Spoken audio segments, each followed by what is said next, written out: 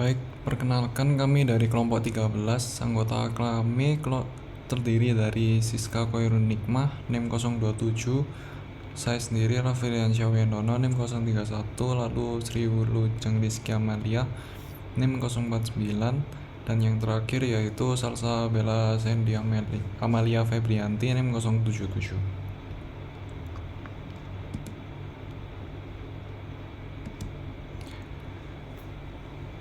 Layanan aplikasi Pro Difabel merupakan aplikasi e-commerce yang dirancang khusus untuk bisa digunakan para penyandang disabilitas.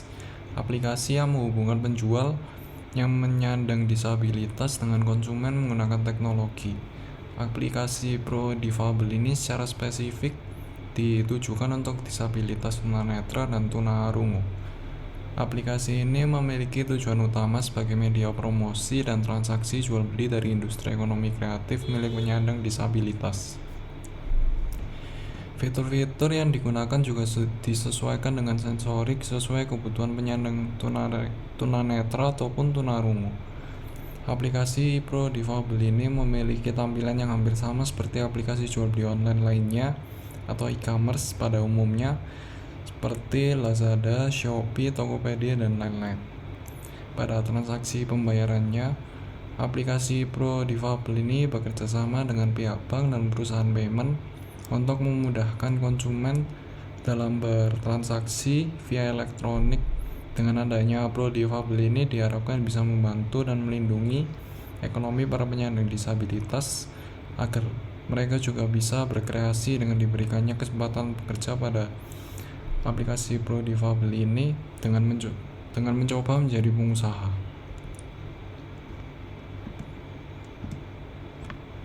Latar belakang: dengan adanya kebijakan pemberlakuan pembatasan kegiatan masyarakat atau PPKM yang diterapkan hingga level 4 berpengaruh terhadap berbagai sektor. Sektor yang cukup terdampak adalah UMKM, hotel, restoran, dan pariwisata. Berdasarkan data Badan Penyelenggara Jaminan Sosial atau BPJS, sampai dengan bulan Juli ada sekitar 1,1 juta orang yang dirumahkan.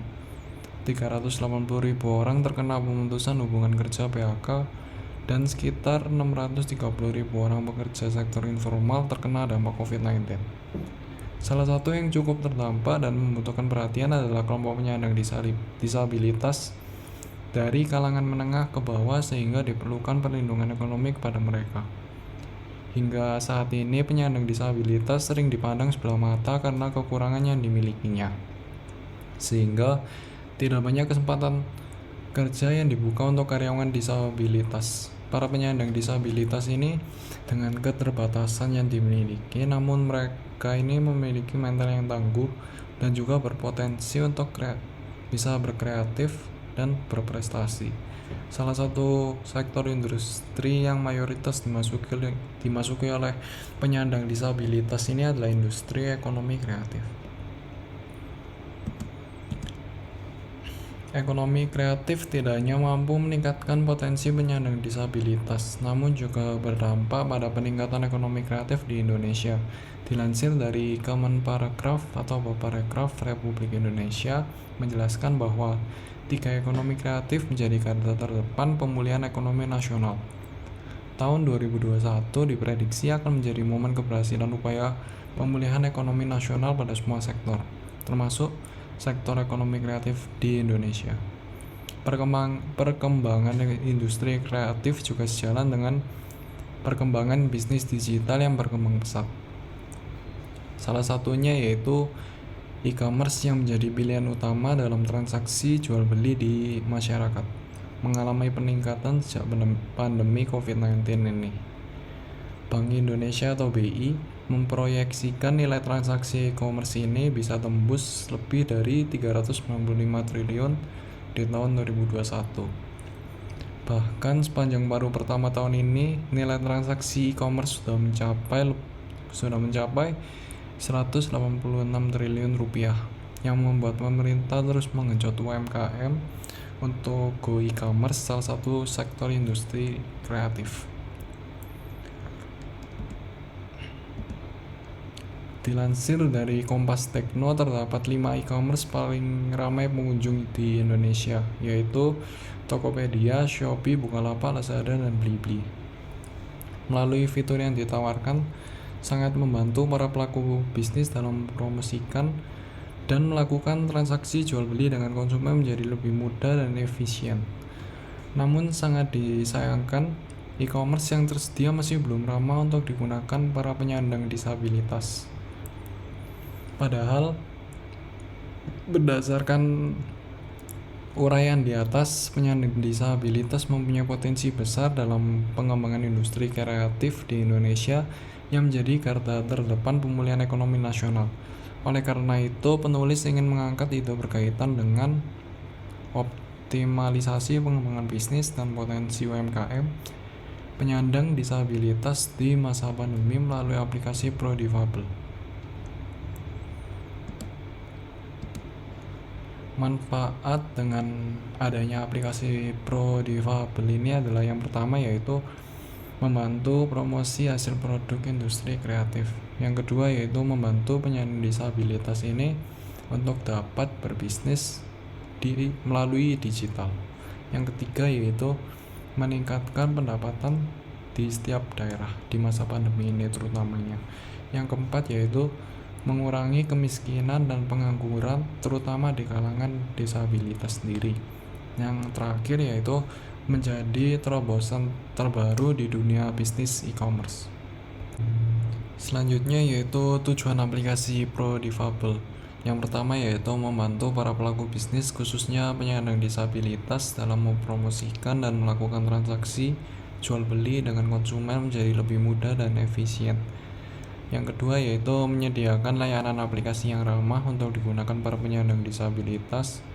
Yang ketiga yaitu mengembangkan potensi penyandang disabilitas dalam pengembangan industri kreatif di Indonesia yang menjadi garda terdepan pemulihan ekonomi nasional. Yang keempat yaitu meningkatkan pengembangan diri dan motivasi untuk berwirausaha bagi penyandang disabilitas. Yang terakhir yaitu memberikan lapangan pekerjaan bagi penyandang disabilitas. Baik, sekian presentasi dari saya. Selanjutnya akan dilanjutkan oleh rekan saya. Terima kasih. Baik, di sini saya akan menjelaskan materi yang selanjutnya, yakni mengenai aplikasi ProDifabel. Sebelumnya, perkenalkan nama saya Sriwilujeng Rizky Amalia, NIM 19080694049 dari kelas akuntansi 2019P. Langsung saja, apa sih itu aplikasi ProDifabel? Aplikasi ProDifabel merupakan aplikasi e-commerce yang dirancang khusus untuk bisa digunakan para penyandang disabilitas. Aplikasi ProDifabel ini secara spesifik ditujukan untuk disabilitas tunanetra dan tunarungu. Aplikasi ini memiliki tujuan utama, yakni sebagai media promosi dan transaksi jual beli dari industri ekonomi kreatif milik penyandang disabilitas. ProDifabel merupakan pengembangan e-commerce yang saat ini sudah ada dengan beberapa modifikasi untuk meningkatkan kesejahteraan penyandang disabilitas dan pengembangan ekonomi kreatif. Di dalam aplikasi ini, selain untuk transaksi jual beli, juga terdapat pengembangan diri dan motivasi untuk berwirausaha. Fitur-fitur yang digunakan juga disesuaikan dengan sensorik sesuai dengan kebutuhan penyandang tunanetra maupun tunarungu. Aplikasi ini dapat diakses secara gratis.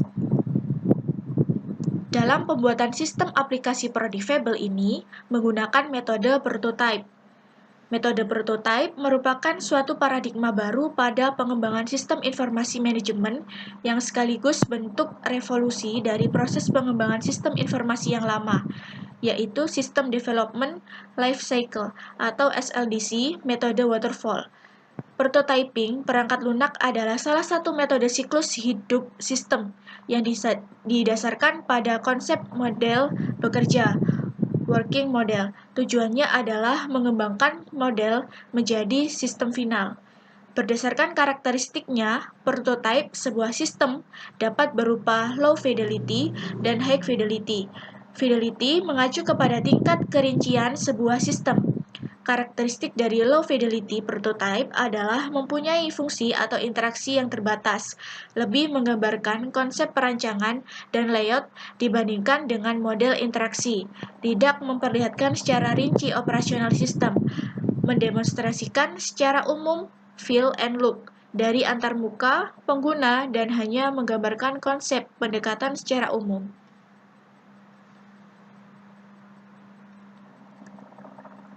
Tahapan membangun sistem. Yang pertama yaitu analisis kebutuhan. Analisis kebutuhan merupakan tahap awal pada metode ini, melakukan analisis terhadap kebutuhan dalam pembuatan sistem aplikasi Prodifable. Analisis kebutuhan sistem sebagai bagian dari studi awal bertujuan mengidentifikasi masalah dan kebutuhan spesifik sistem. Kebutuhan spesifik sistem adalah spesifikasi mengenai hal-hal yang akan dilakukan sistem ketika diimplementasikan. Kebutuhan sistem yang spesifik antara lain input, output, proses, sumber data yang ditangani, dan pengendalian atau control. Kemudian yang kedua, membangun prototyping. Membangun prototyping dengan membuat perancangan sistem aplikasi Prodifable, sementara yang berfokus pada penyajian kepada pelanggan.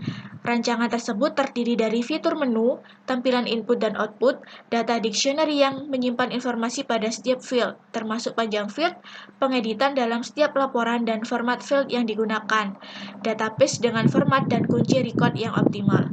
Kemudian yang ketiga, ada evaluasi prototyping. Paket software prototype diuji, diimplementasikan, dievaluasi, dan dimodifikasi berulang hingga dapat diterima oleh pemakainya. Kemudian yang keempat ada mengkodekan sistem. Mengkodekan sistem pada tahap ini prototyping yang sudah disetujui akan diubah ke dalam bahasa pemrograman. Yang kelima, menguji sistem. Di tahap ini dilakukan untuk menguji sistem aplikasi Prodifable yang sudah dibuat. Pengujian sistem bertujuan menemukan kesalahan-kesalahan yang terjadi pada sistem dan melakukan revisi sistem. Tahap ini penting untuk memastikan bahwa sistem bebas dari kesalahan. Kemudian ada evaluasi sistem. Perangkat lunak yang sudah siap jadi akan dievaluasi oleh pelanggan untuk mengetahui apakah sistem aplikasi Prodifable sesuai dengan yang diharapkan. Kemudian yang terakhir dalam tahapan membangun sistem ada yaitu menggunakan sistem. Perangkat lunak yang sudah diuji dan disetujui oleh pelanggan siap untuk digunakan. Selanjutnya yakni tampilan desain dari aplikasi Prodifable itu seperti apa. Tampilan aplikasi Prodifable memiliki tampilan yang hampir sama seperti aplikasi jual beli online atau e-commerce pada umumnya, seperti Shopee, Lazada, Tokopedia, dan lain-lain. Terdapat menu login untuk masuk dalam memulai aplikasi Prodifable ini. Pengguna aplikasi Prodifable perlu memasukkan username maupun password untuk masuk ke aplikasi, serta terdapat menu pesanan, produk, promosi saya, keuangan, data, dan toko dengan submenunya juga. Namun dalam penggunaan aplikasi ini khusus terdapat sensor suara dan memanfaatkan gambar visual. Percakapan suara kemudian diubah menjadi gambar isyarat. Jadi dalam aplikasi ini tidak perlu khawatir dalam menggunakan, yakni sudah disesuaikan dengan bagi para penyandang disabilitas dan sangat mudah sekali digunakan. Fitur-fitur dari aplikasi Prodifable. Pada dasarnya, fitur-fitur jual beli memiliki desain yang sama dengan e-commerce pada umumnya, seperti Shopee, Bukalapak, dan lain-lain. Dalam aplikasi ini tentu ada perbedaan. Ada tambahan fitur yang dikembangkan sebagai upaya mempermudah komunikasi bagi para penyandang disabilitas dalam berkomunikasi dengan calon pembeli. Fitur-fitur tambahan itu adalah yang pertama, Pro Tunanetra. Pada fitur ini didesain dengan memanfaatkan sensor suara. Para penyandang tunanetra bisa melakukan percakapan dengan calon konsumen. Skemanya percakapan dilakukan melalui pesan suara. Kemudian fitur yang kedua ada Pro Tunarungu. Pada fitur ini didesain dengan menggunakan dan memanfaatkan gambar visual. Jadi dalam percakapan suara kemudian bisa diubah menjadi gambar isyarat. Pengembangan dari aplikasi Prodifable. Yang pertama yaitu memilih mitra perusahaan untuk merancang dan mengembangkan aplikasi riset, analisis, memilih perusahaan untuk bekerja sama pada produk, menandatangani perjanjian kontraktor independen. Dalam pengembangan aplikasi Prodifable ini mengajukan kerjasama dengan PT Logiku Digital Indonesia, Kementerian Pariwisata dan Ekonomi Kreatif, serta Kementerian Sosial. Yang kedua, ada penemuan produk, sasaran dan urgensi. Produk berupa media transaksi jual beli online, sasaran untuk penyandang disabilitas yang memiliki usaha, urgensi sebagai upaya mendukung terlaksananya pemulihan ekonomi nasional melalui pengembangan potensi industri ekonomi kreatif. Yang ketiga, membuat desain UX atau UI. Membuat PT perjalanan pengguna, gambar rangka yang dapat diklik antarmuka pengguna visual. Yang keempat ada project kick-off dan setup. Persiapan terakhir sebelum dimulainya pengembangan dari aplikasi Prodifable. Mengenal tim pengembangan dan sebaliknya. Mendefinisikan setiap peran dalam tim, menyepakati aturan dan langkah selanjutnya, serta mengkonfigurasi sebuah alat. Kemudian yang kelima, pengembangan aplikasi dengan produksi aplikasi jaminan kualitas dengan integrasi berkelanjutan, yaitu memastikan jaminan kualitas. Di antaranya rencana, kode, bangun, uji, dan ulangi. Di setiap tahapan pengembangan aplikasi dengan pengujian manual dan otomatis. Kemudian yang keenam ada persiapan dan penerbitan aplikasi di Google Play Store dan Apple Store. Releasing mencakup mengunggah aset yang diwajibkan undang-undang dan materi promosi, pengujian beta, mengoptimalkan halaman produk atau keberadaan toko, dan semua yang diperlukan persetujuan pembuatan dari aplikasi Prodifable. Kemudian yang terakhir dalam pengembangan aplikasi Prodifable yaitu fase pasca pengembangan, pemeliharaan aplikasi dan pengembangan lebih lanjut, yaitu mendeteksi kerusakan, memantau statistik aplikasi, peningkatan produk, dan pengembangan lebih lanjut. Alur kerja sistem aplikasi Prodifable. Berdasarkan diagram dalam PPT tersebut dapat diketahui bahwa aplikasi Prodifable ini merupakan perantara atau aplikasi yang menghubungkan antara konsumen dengan pihak ketiga, yakni penjual produk yang menyandang disabilitas. Sedangkan untuk melakukan pembayaran, aplikasi Prodifable ini bekerja sama dengan pihak bank dan perusahaan payment untuk memudahkan konsumen dalam bertransaksi via elektronik. Untuk pembayaran via elektronik sendiri, bisa menggunakan e-banking, transfer ATM, GoPay, OVO, ShopeePay, dan Dana. Kemudian, ada pun juga langkah-langkah dalam penggunaan aplikasi Prodifable. Yang pertama yaitu penjual dan pembeli melakukan pendaftaran akun dan melakukan login. Yang kedua yaitu penyandang disabilitas bisa membalas pesan chat dengan fitur mengklik mikrofon di sebelah kiri. Kemudian yang ketiga atau yang terakhir yaitu saat melakukan aktivitas jual beli seperti membalas pesan, para disabilitas akan dibantu oleh sistem sensor suara. Sistem ini akan merubah dari suara menjadi teks, begitu pula sebaliknya untuk mempermudah kaum tunanetra, dan dari suara menjadi gambar isyarat, begitu pula sebaliknya untuk mempermudah bagi kaum tunarungu. Demikian penjelasan materi dari saya. Untuk materi yang selanjutnya akan dijelaskan oleh rekan saya. Assalamualaikum warahmatullahi wabarakatuh. Perkenalkan, nama saya Salsabella Sandy, NIM 077. Pada kesempatan kali ini, saya akan mempresentasikan bab 3 tentang gambaran umum. Untuk yang pertama yaitu tentang profil perusahaan. Prodifable merupakan aplikasi e-commerce yang dirancang khusus untuk bisa digunakan para penyandang disabilitas. Aplikasi ini secara spesifik ditujukan untuk disabilitas tunanetra dan tunarungu. Aplikasi ini memiliki tujuan utama sebagai media promosi dan transaksi jual beli dari industri ekonomi kreatif milik penyandang disabilitas. Prodifable merupakan pengembangan e-commerce yang saat ini sudah ada, seperti Shopee, Tokopedia, dan Bukalapak, namun memiliki beberapa modifikasi untuk meningkatkan kesejahteraan penyandang disabilitas dan pengembangan ekonomi kreatif. Untuk selanjutnya yaitu visi dari perusahaan. Visi diadakannya aplikasi ProDifabel ini adalah dengan membantu menghubungkan para penyandang disabilitas terutama di saat pandemi COVID-19.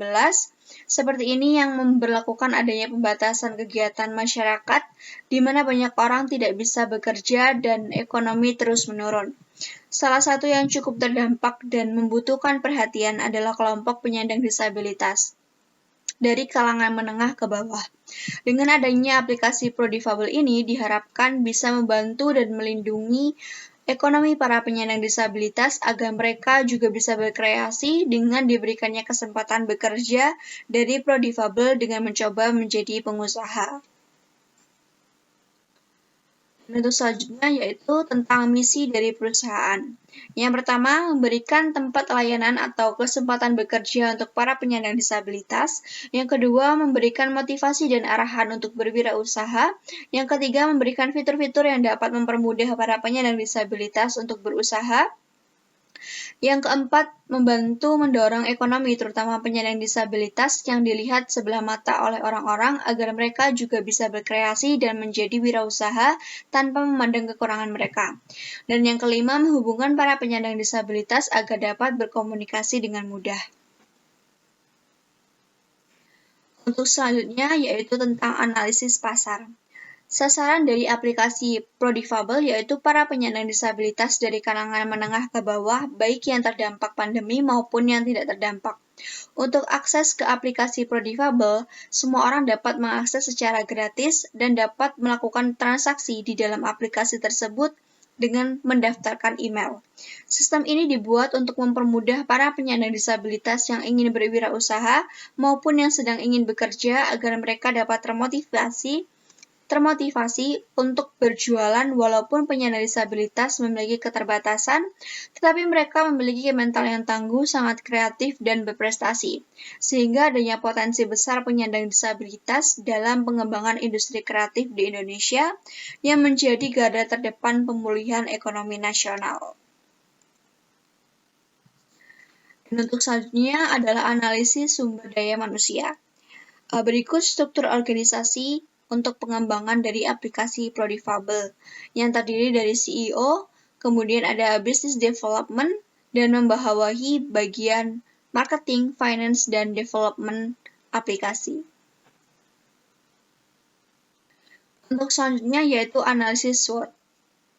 Analisis SWOT merupakan salah satu komponen yang digunakan untuk mengidentifikasi kelemahan, kekuatan, ancaman, dan peluang organisasi, menghasilkan suatu alternatif atau opsi lain dalam menentukan strategi perusahaan. Pembuatan aplikasi ProDifabel ini bertujuan untuk mengatasi masalah tentang perekonomian yang turun saat ini karena pandemi COVID-19. Hal yang akan dibahas mengenai kekuatan dan kelemahan untuk menghindari sebuah ancaman dari persaingan pasar, dan juga untuk memaksimalkan sekaligus mengevaluasi kekuatan dan peluang, serta mengurangi kelemahan dan ancaman untuk pertumbuhan bisnis di masa-masa yang akan datang. Analisis SWOT ini juga membantu untuk memilih prioritas mana yang harus diutamakan oleh perusahaan, dan bisa digunakan untuk para stakeholder dalam mengidentifikasi faktor internal dan juga eksternal dari perusahaan. Kemudian untuk kekuatan dari aplikasi ProDifabel, yang pertama, aplikasi ini memiliki fitur yang sangat ramah terhadap para penyandang disabilitas agar mempermudah mereka dalam hal berkomunikasi. Yang kedua, aplikasi ini bisa diakses oleh siapa saja secara gratis tanpa membayar dan setiap orang bisa mendaftar untuk berwirausaha maupun membeli suatu barang. Yang ketiga, terdapat promo-promo yang menarik pada setiap bulannya untuk menarik para konsumen. Yang keempat, terdapat fitur motivasi cara berwirausaha untuk mengajarkan para penyandang disabilitas tentang bagaimana cara berwirausaha. Dan yang kelima, aplikasi tersedia baik di Google Play Store maupun di Apple Store.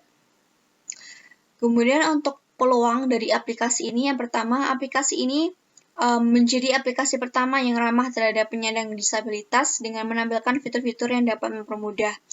Kemudian dengan berjalannya waktu, pengembangan-pengembangan akan terus dilakukan untuk memperbarui aplikasi dan menjadi lebih baik. Kemudian peluang yang ketiga, meningkatkan ekonomi kreatif dengan penyandang disabilitas. Dan yang keempat, banyaknya penyandang disabilitas yang mulai berwirausaha. dengan adanya bantuan fitur yang mempermudah mereka. Kemudian untuk kelemahan dari aplikasi Prodifabel, yang pertama, aplikasi ini masih tergolong baru sehingga masih banyak membutuhkan penyesuaian jika terjadi masalah seperti bug dan sebagainya. Yang kedua, perancangan aplikasi ini masih menggunakan mitra pilihan perusahaan. Untuk ancaman dari perusahaan Prodifabel, yang pertama, banyaknya aplikasi e-commerce serupa yang sudah memiliki nama dan sudah lama dalam menjalankan programnya seperti Shopee, Tokopedia, dan Bukalapak. Kemudian yang kedua, terdapat banyaknya promo-promo yang besar dari aplikasi-aplikasi luar, seperti promo gratis ongkir dari Shopee. Kemudian yang ketiga, dengan user yang banyak membutuhkan server yang cukup untuk menampung para user agar tidak terjadinya error, ataupun lambat agar para user nyaman bertransaksi di aplikasi kita. Dan untuk selanjutnya adalah SWOT Matrix. Setelah melakukan analisis SWOT yang mencakup kekuatan, kelemahan, peluang, dan ancaman, langkah selanjutnya yang dilakukan adalah menjalankan rencana bisnis analisis SWOT.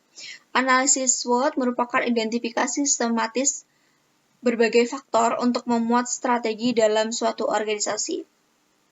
Analisis SWOT yang dilakukan dengan menggunakan SWOT Matrix dapat memfasilitasi pengembangan 4 strategi, antara lain strategi SO, Strength and Opportunity. Analisis ini digunakan untuk memanfaatkan peluang industri yang tersedia dengan memaksimalkan kekuatan internal perusahaan.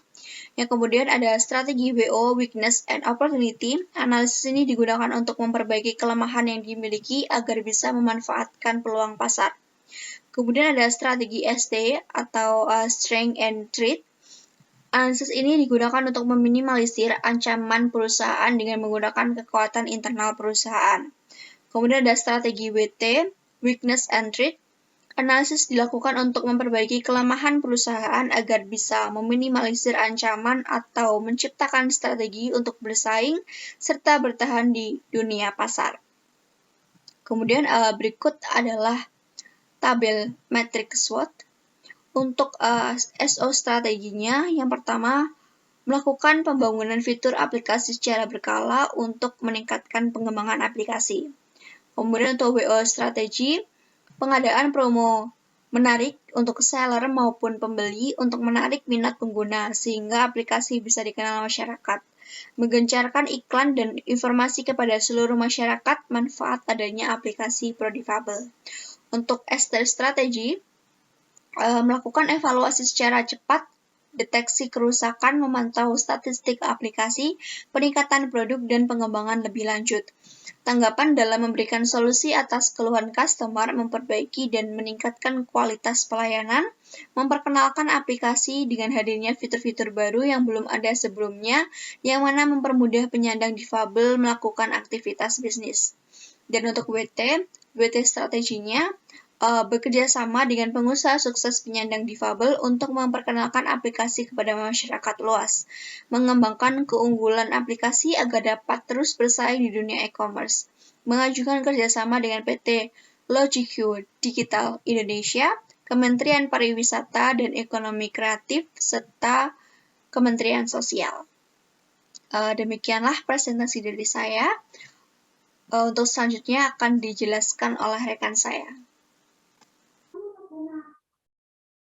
Assalamualaikum warahmatullahi wabarakatuh. Perkenalkan saya Sita, NIM 027. Di sini akan membahas topik terkait pemasaran dan publikasi aplikasi Prodifabel.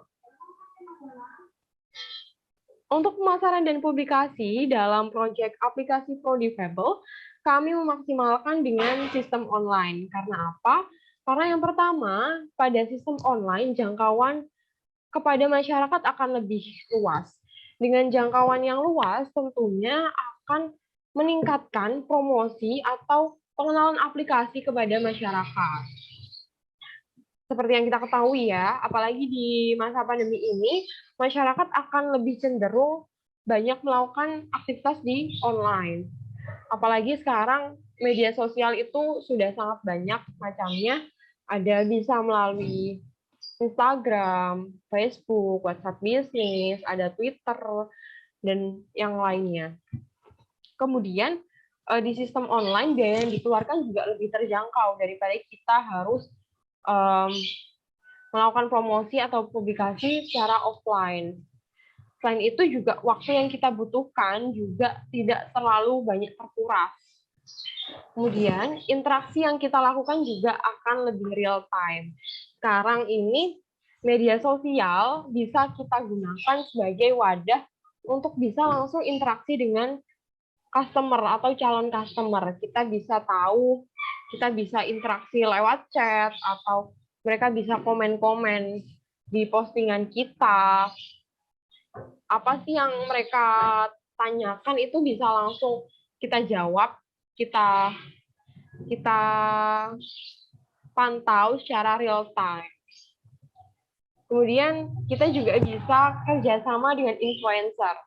Saat ini kan banyak sekali ya influencer terkenal yang pengikutnya itu sudah banyak ribuan jutaan. Nah itu kita bisa kerjasama dengan mereka supaya karena mereka pengikutnya kan banyak ya, supaya para pengikutnya itu bisa tahu nih aplikasi kita seperti apa lewat kerjasama dengan influencer itu, karena pastinya yang menonton instastory mereka, melihat postingan mereka akan lebih banyak. Kemudian selanjutnya adalah analisis pendapatan. Nah, untuk analisis pendapatan, yang pertama di sini ada pendapatan tetap kontrak. Nah, kita karena aplikasi Prodifable ini juga bisa mendapatkan hasil dari pendapatan iklan. Iklan ini dilakukan di aplikasinya itu. Kita kan ada promosi iklan-iklan mereka, mempromosikan iklan mereka, dan kita dapat pendapatan dari situ. Kemudian ada pendapatan dari penjualan konsumen. Nah, untuk penjualan ini, setiap ada penjualan di aplikasi, kita mendapatkan komisi penjualan pada setiap konsumen itu sebesar 10%. Dikali 50.000. Kemudian ada pendapatan keanggotaan resmi, jadi ada anggota resmi di aplikasi, dan juga ada di situ ada yang free, juga ada yang berbayar. Untuk yang berbayar ini nanti kita banyak fitur-fitur yang dilebihkan, atau kita bisa mempromosikan mereka lebih intens seperti itu.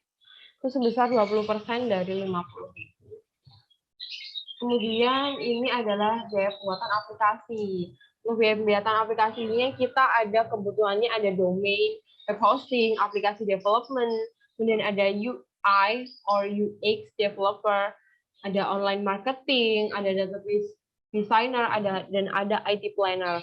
Untuk totalnya sendiri itu ada 31.500.000 rupiah. Nah, di sini ada biaya operasional sistem. Kita sistemnya juga perlu dong pemeliharaan. Nah, untuk biaya maintenance itu dilakukan satu kali sebesar 15 juta. Nah, berikut ini adalah laporan laba rugi untuk periode 1 kali, untuk 1 tahun. Bisa dilihat di sini ada total pendapatannya 555 juta, kemudian ada total bebannya ada 294 juta, ada laba usahanya 261 juta. Di sini net profit marginnya ada 261 juta.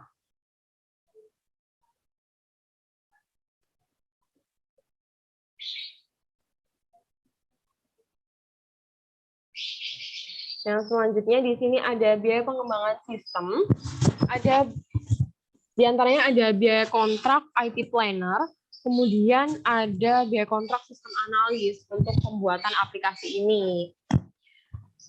Untuk total biayanya di sini IT planner itu diasumsikan dalam 2 bulan sudah jadi dikali 2 bulan 5 juta per bulannya, totalnya 10 juta. Kemudian untuk sistem analisnya ini diperkirakan asumsinya 1 bulan sudah selesai, sehingga untuk biaya yang dibutuhkan adalah 3 juta.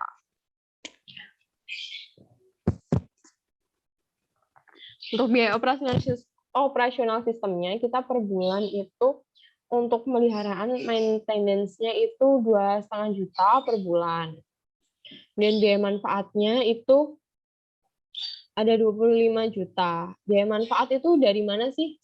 Biaya manfaat itu dari asumsi adanya perekrutan kerja.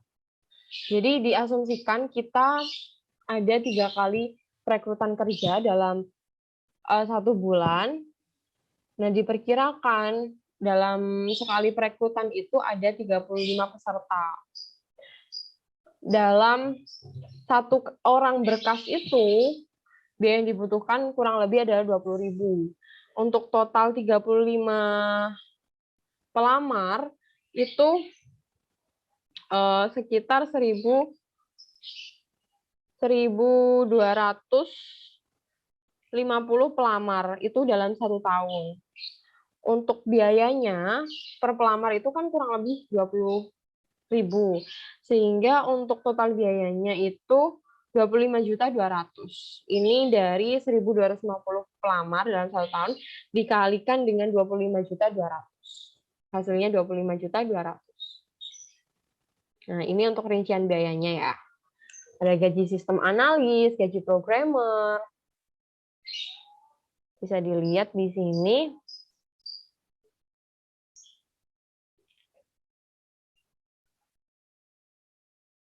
Oke, yang selanjutnya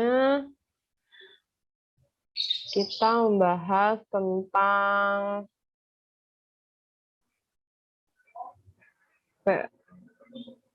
forecasting, biaya forecasting. Kita membahas tentang forecasting. Nah, untuk forecasting ini artinya apa sih forecasting itu? Forecasting itu analisis yang dilakukan sebagai peramalan pendapatan kita di masa depan. Jadi pendapatan kita di masa depan itu diperkirakan, kemudian digunakan untuk sebagai pengambilan keputusan manajemen. Kenapa ini dibutuhkan? Karena dalam analisis forecasting ini, dalam area fungsional keuangan, peramalan ini akan memberikan dasar dalam menentukan anggaran atau pengeluaran biaya yang akan digunakan dalam organisasi bisnis. Oke, di sini kita bisa lihat langsung anggarannya. Nah, ini untuk analisis forecasting pendapatan dengan metode semi-average method. Nah, untuk metode ini, metode trend semi-average dapat digunakan untuk keperluan peramalan dengan membentuk suatu persamaan seperti analisis regresi. Nah, menurut metode ini, garis lurus yang dibuat diperoleh dengan perhitungan-perhitungan statistika dan matematika tertentu, sehingga unsur subjektivitas dapat dihilangkan.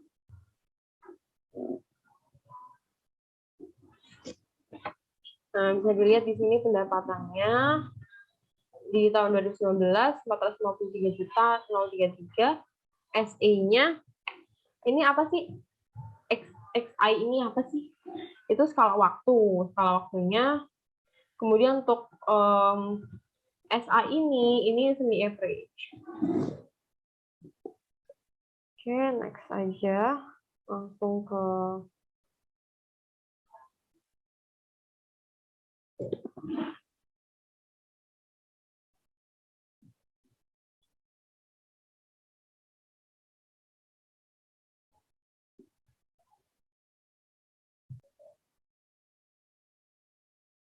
Nah, ini untuk metode analisis biaya dan manfaatnya. Ada langkah yang pertama, kita tentukan dulu semi average dari datanya.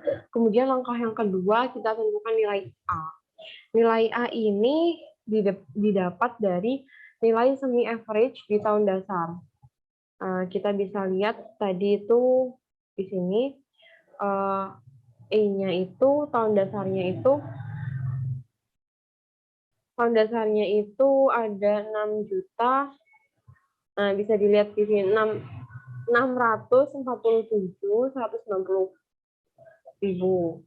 Nah, kemudian untuk tahun barunya itu 493.600. Oke, di sini bisa kita lihat.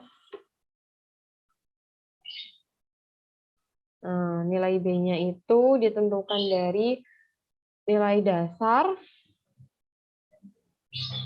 di plus BX. Jadi nilai dasarnya 647.190.000 dikurangi dengan 493 bagi 2. Di sini bisa dilihat hasilnya 77.091.750. Kemudian langkah yang keempat ini memasukkan nilai A dan B ke persamaan tren. Untuk rumusnya sendiri ini ada A plus BX. Jadi 647.190.000 di plus 77.091.750 dikali X.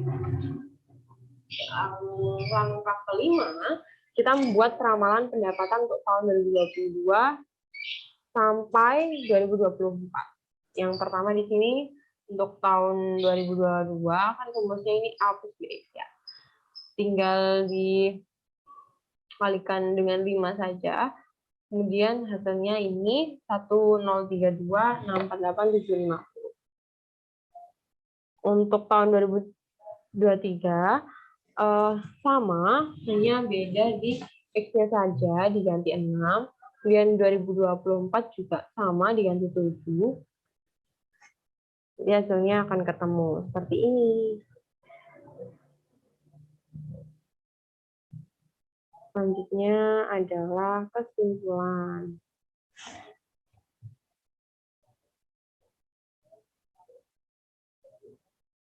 Selanjutnya adalah kesimpulan. Kesimpulannya dari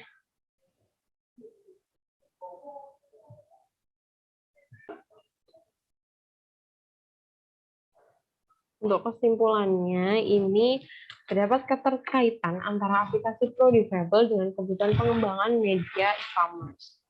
Skill dalam bidang peningkatan penjualan di sektor industri kreatif akan